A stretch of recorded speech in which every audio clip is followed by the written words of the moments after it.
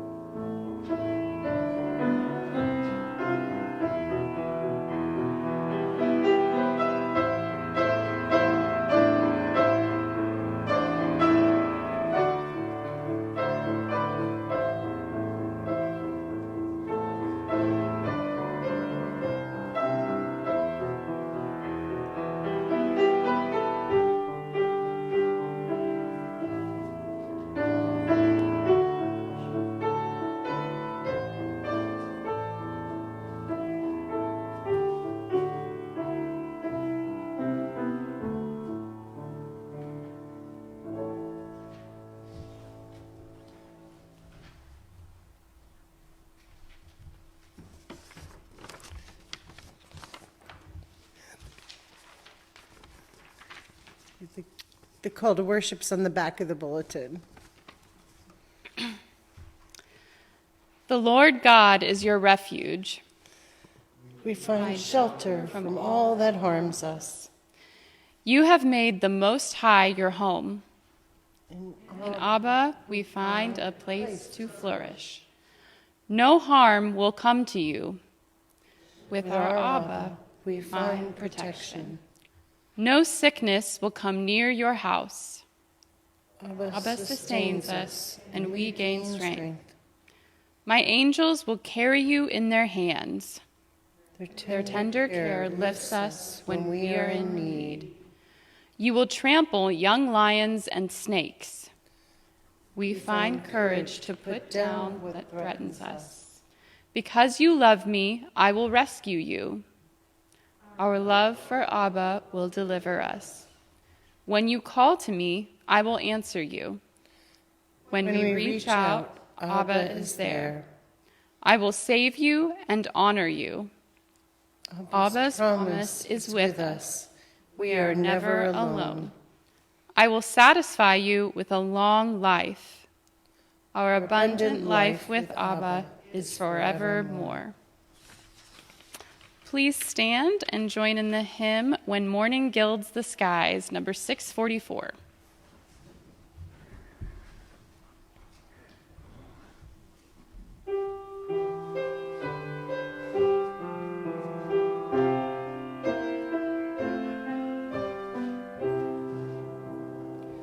When morning gilds the skies, my heart awaking cries, may Jesus Christ be praised, alike at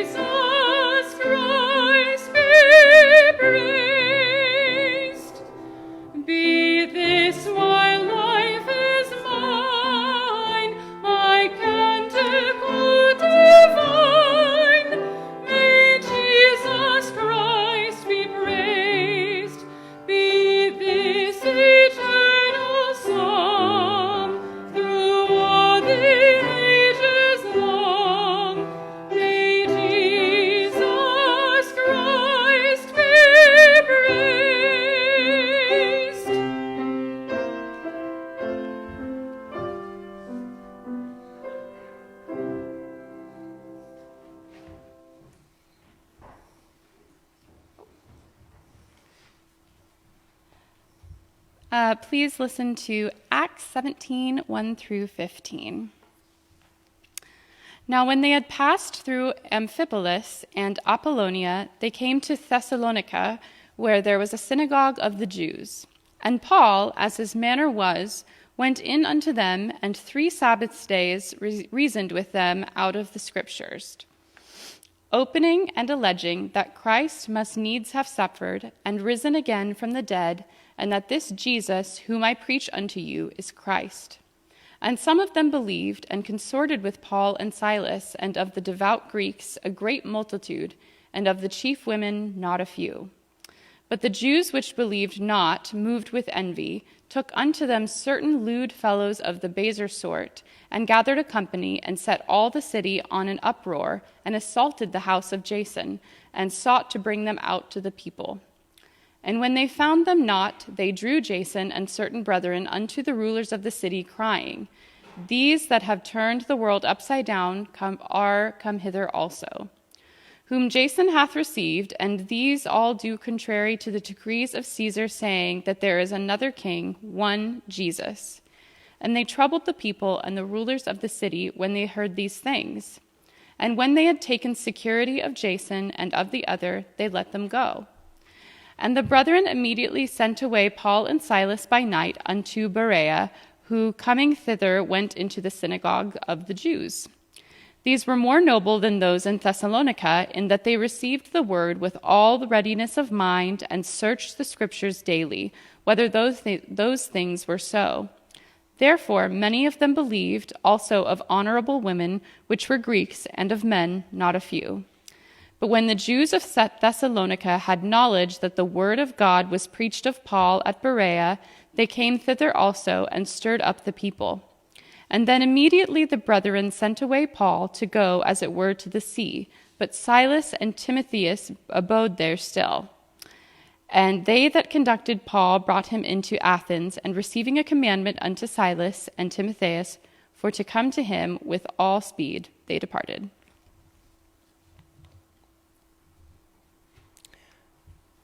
I got this different than in the bulletins. So we will now have a praise band song, Death Was Arrested.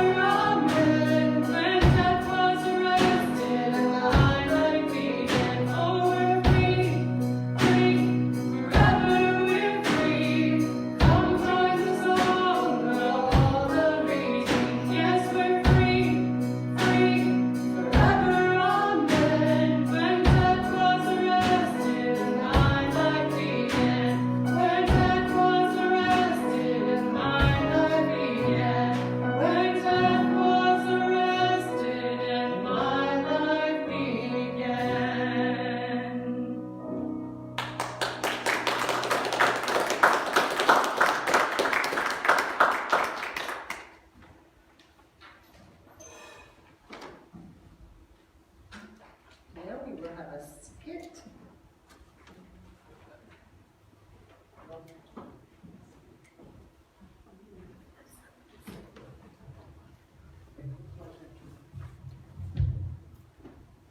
Good, you can use this one if you want. Do you want a handle? No, this is fine. Okay. I can take it off. So we're not grandpa and grandson, obviously. we changed to grandma and granddaughter. Well, today we're here to catch and share our fish. Awesome. I hope I catch a big one. Well, it's only important that we try our best and that we share what we catch. But let's get going, huh?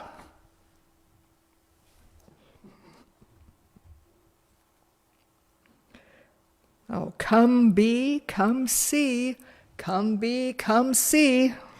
Not a good metaphor, Grandma. You are calling them to death, aren't you? Oh, but I'm calling these fish to be something far greater than themselves have to offer the world as fish. I'm calling them to be good news and nourishment for others. But how is that good news for the fish? Well, you see, the disciples were called to be prosecuted, possibly for their faith, for the glory of God. But the good news they were sharing found in Jesus made it worth it. I still don't see how it's good news for them. Well, it's sort of like us picking up our cross and following Jesus in a world that doesn't get what we're doing. It may be nourishing for others or not, but we're called to be faithful anyway. This reminds me of our job we are called to be evangelists, to be evangelists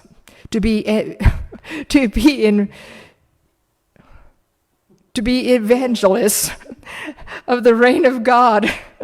Sometimes it's just to be faithful that we glorify God. Sometimes it produces something more. Like the feeding of the 5,000 with just a few fish story from Matthew 14:16 through 21? Let's see. A boy offers a few fish and it ends up with an abundance with some left over after feeding 5,000 plus. Yes, indeed. The word of God offered can do amazing things, but it had to be offered by the boy first of all, right? Yes, and I guess faith was required that it would be enough. Yes, much like we offer something that we know about following Jesus and our faith. We then trust that God can do the impossible with what little we have to offer, imperfect as we are. But miracles don't still happen, Grandma, and we are not God. What about last summer when we prayed God would heal Grandpa after open heart surgery? Ooh, I got a big one. We still won't be able to feed 5,000 with one fish, though. We don't have to worry about that. We were faithful to our task of fishing, like telling others about Jesus. We cannot control who will want to hear what we have to offer, or how many will come see. Come see? Yes, we offer what we know to be true in our hearts, that Jesus is alive and active in the world, and available to all that will come to be in our community.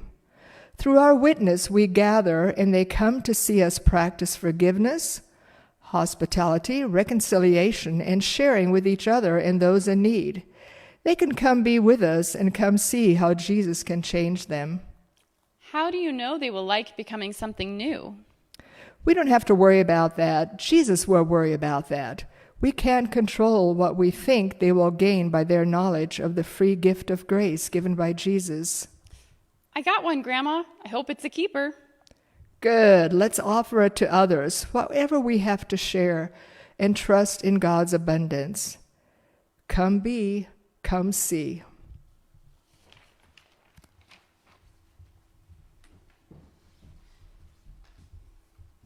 Thank you, and thank you for stepping in at such late notice. Does anybody have any prayers to bring to the body today? Let me go back. There we go. Well, we are praying for Brian. He has had a successful surgery, and is well on his way to recovery. So let us keep Brian Christie and Nancy and Jillian and Stephen in our prayers. Did someone have something, Cindy? Yes? Okay.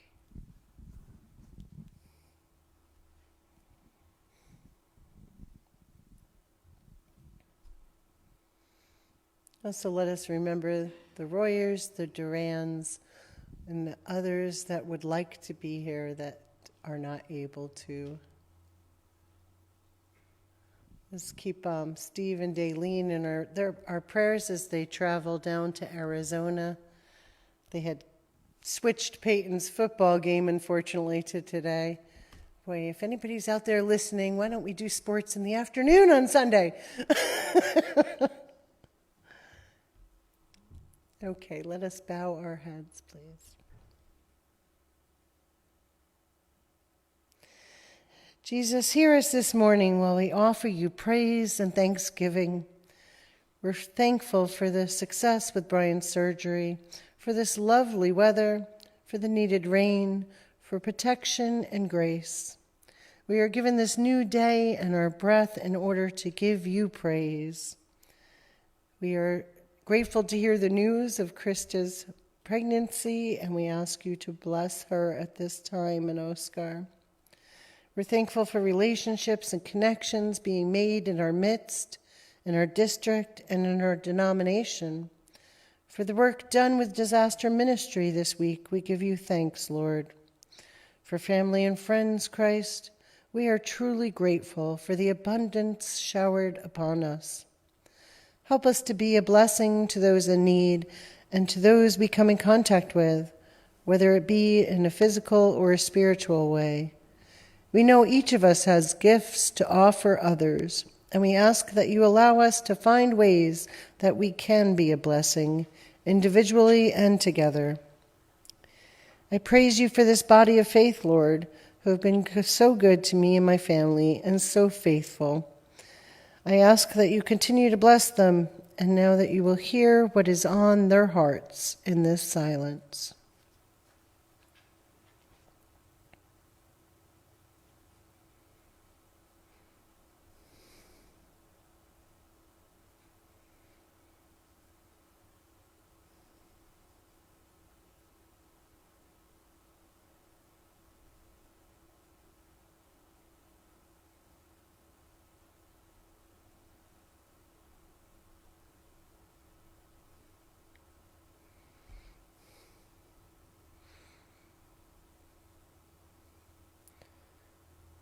Take these prayers as an offering, Lord, and thank you for the offering made today and throughout this year.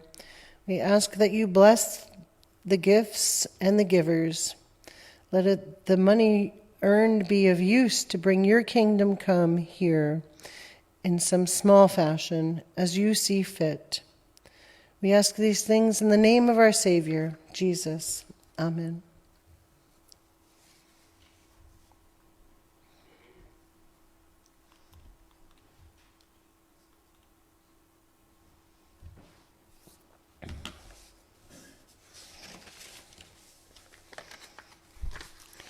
So today you're going to be in class for a little while, so get ready. First, I put an insert in your bulletin you have that I think you'll find interesting as well as useful.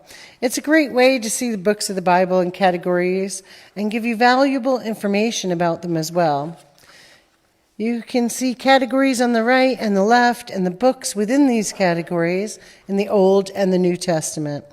It also gives you the approximate date they were written and the author. And the visual itself is like a periodic table. I thought that was interesting. And you see here, Acts is by itself. They don't label it as history, but it really is the history of the early church as we are learning. One of the reasons I wanted to give you this today is we're in the midst of Paul's missionary trips, and we will see shortly in today's text where he wrote many of his letters. The book of Thessalonians was written shortly after what we'll study today, one of Paul's earliest letters, although some argue, like this says, that Galatians was before. Anyway, hang on to this. I think it's good stuff, and we'll use it again. Now, are you ready to learn some history? I found this so interesting. I hope you do also.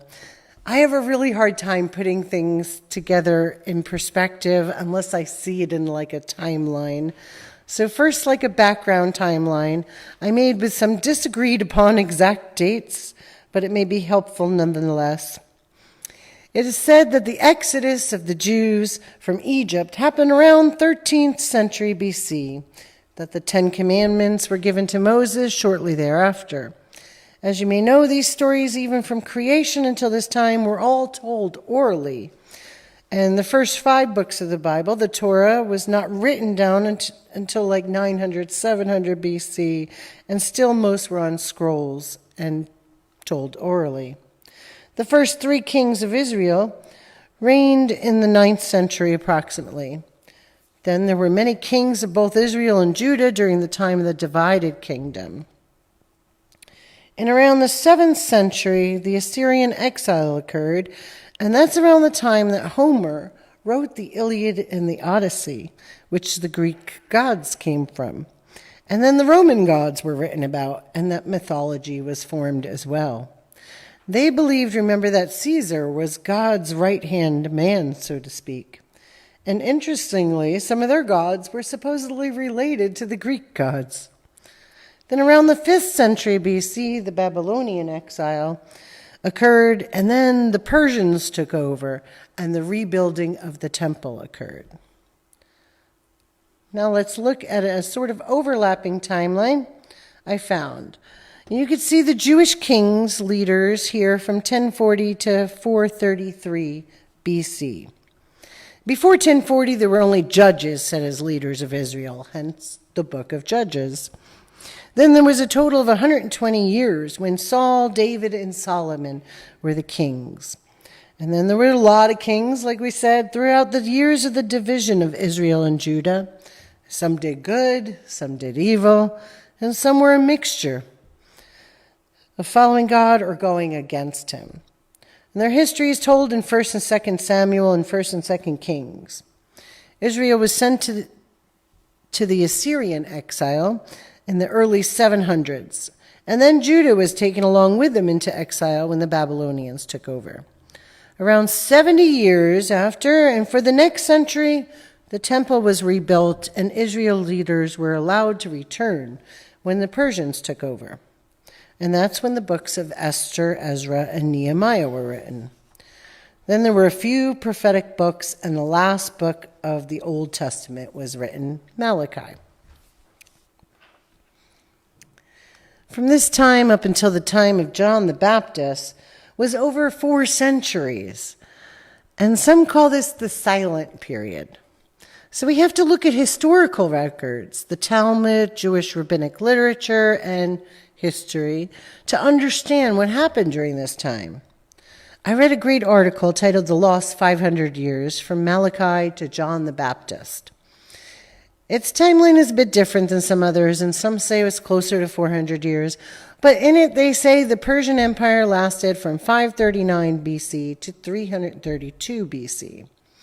And we know that a Persian king, Cyrus, is the one who, in an edict, allowed the Jews to return and rebuild their temple. And back to the scrolls in Greek literature, this at least is 200 years after the Torah was written, and when the Iliad was also not just orally told anymore, but written down, also on scrolls, papyrus.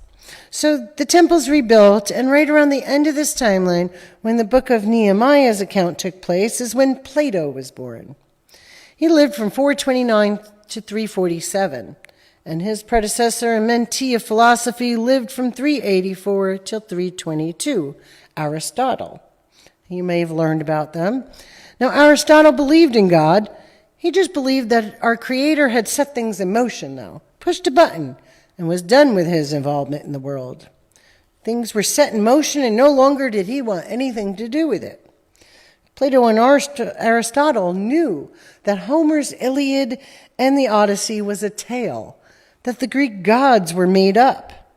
And this is important, I believe. It reveals God's prominence in the survival of the Jews, actually.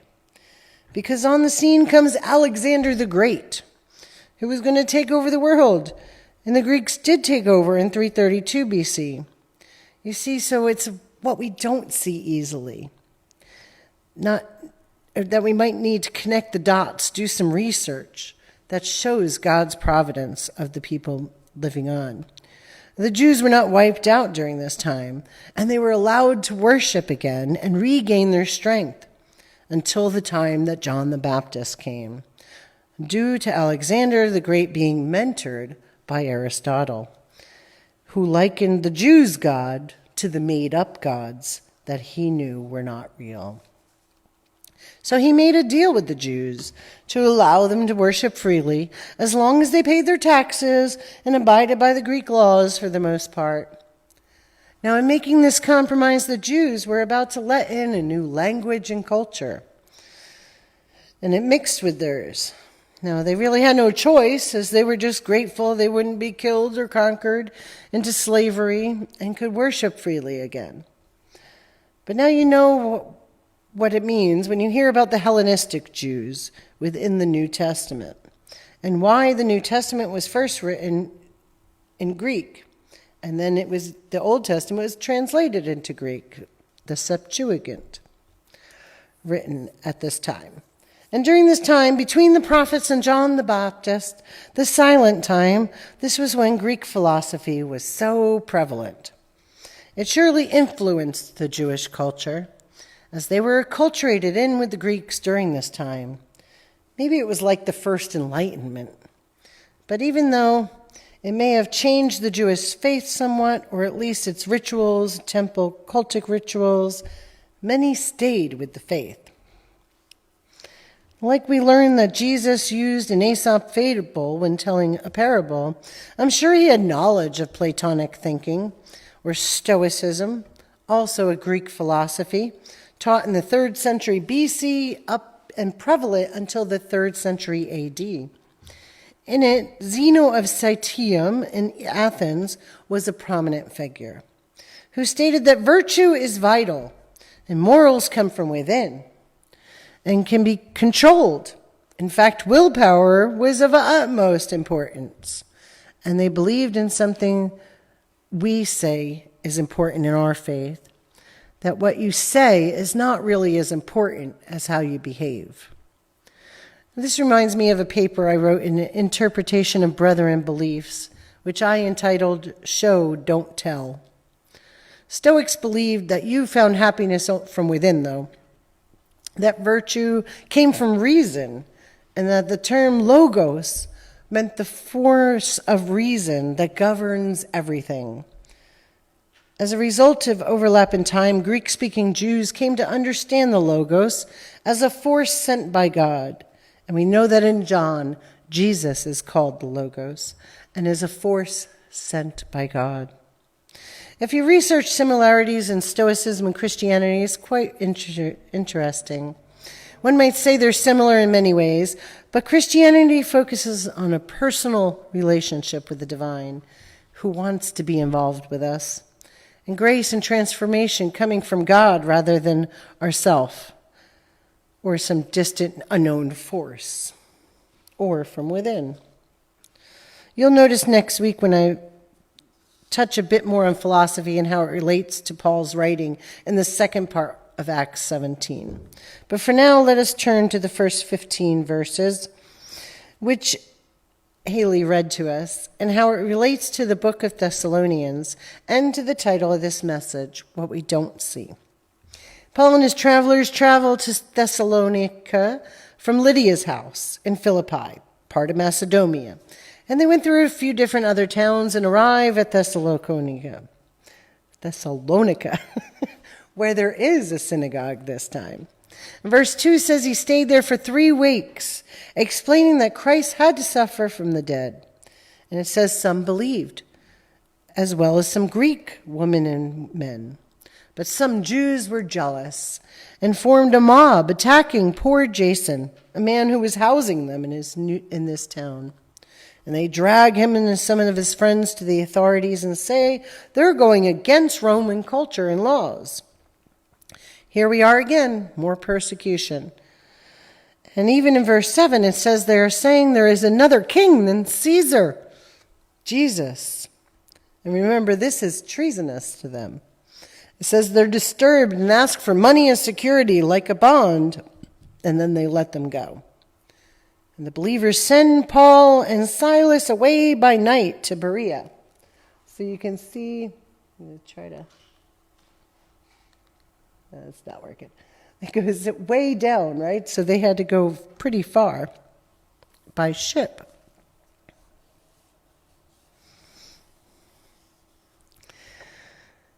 And again, they come to a synagogue.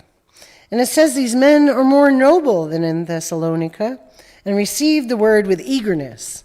Many become believers, as well as Greek women again.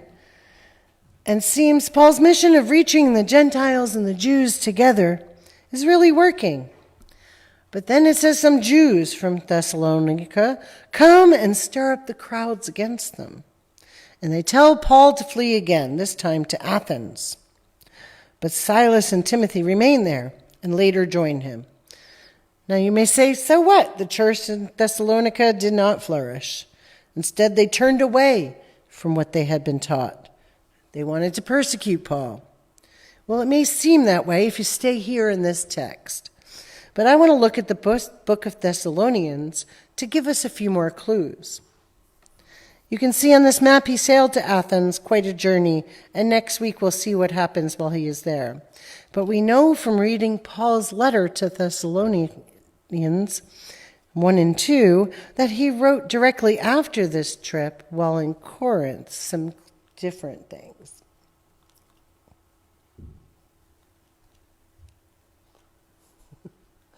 Can you hit the right arrow, honey? I don't know why it's not working. There it goes. In Thessalonians 1, chapter 3, verse 2, Paul sends Timothy to check on them from Athens after hearing news about them.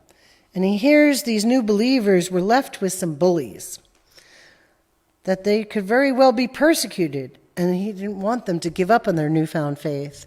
And Timothy gives them a glowing report of their faith and love. And so in 1 Thessalonians, we see a surprised Paul regarding the rapid growth of their missional work and says it is due to their own acceptance of what was taught. We see in chapter 2.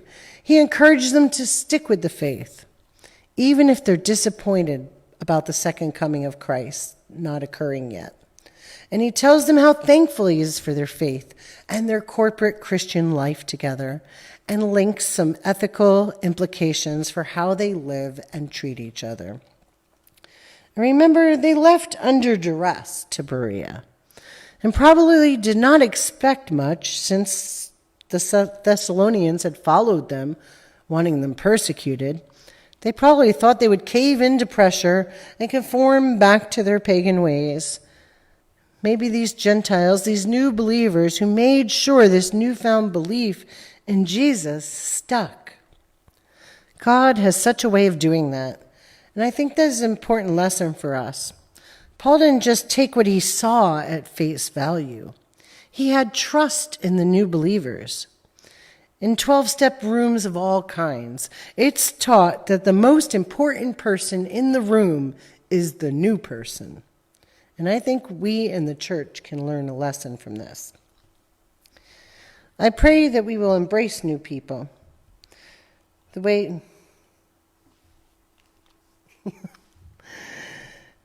this way in our midst. In my opinion, new life breeds new life in all involved. Instead of being jealous of losing some form of control or space or anything, we need to recognize the beauty in the newcomer, the potential for growth found in new ideas that challenge and stretch us. Bringing me to the quote in your bulletin by Gail Sheehy and seen here. If we don't change, we won't grow. And if we don't grow, we aren't really living. and growth demands a temporary surrender of security. Paul sent his right-hand man back to a place where they wanted him killed to check on these new believers and then encourage them to stay in the faith and keep striving to live by it and to grow. He was taking a chance in order for growth to occur, and he had faith in the new believers and kept encouraging them. Thessalonians says that change in one's life comes from walking in the power of God's Spirit. And these two letters also focus on transforming results that are evident in our lives, that everyone should be growing in holiness. But we also know Jesus said, "My yoke is easy and my burden is light." This reminds me of how people in prison told me, I used to think it was too hard to live a Christian life.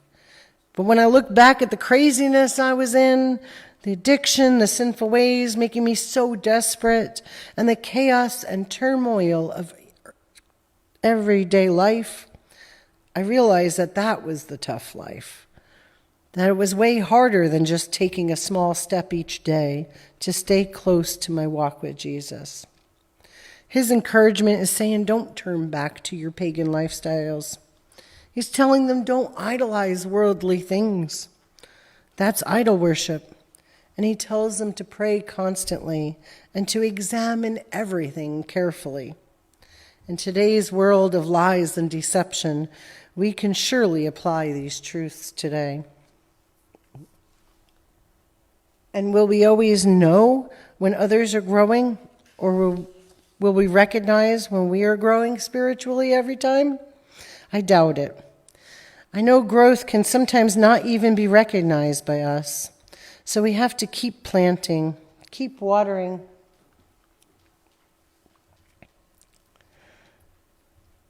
Sorry, lost it.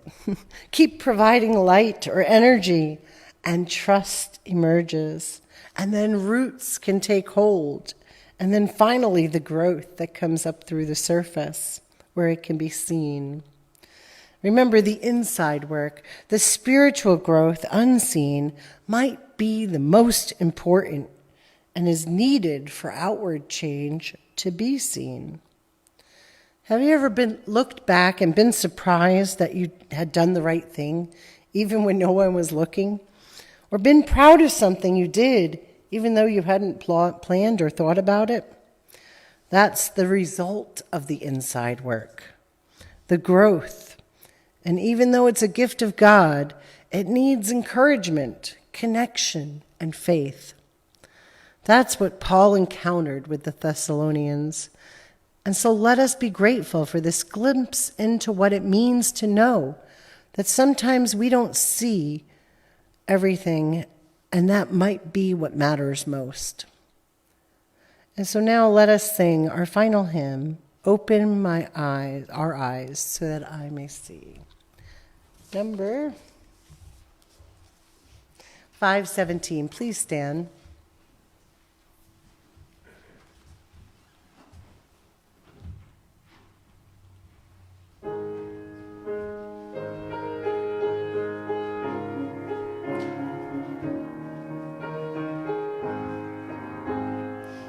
Open my eyes that I may see glimpses of truth thou hast for me. Place in my hands the wonderful key.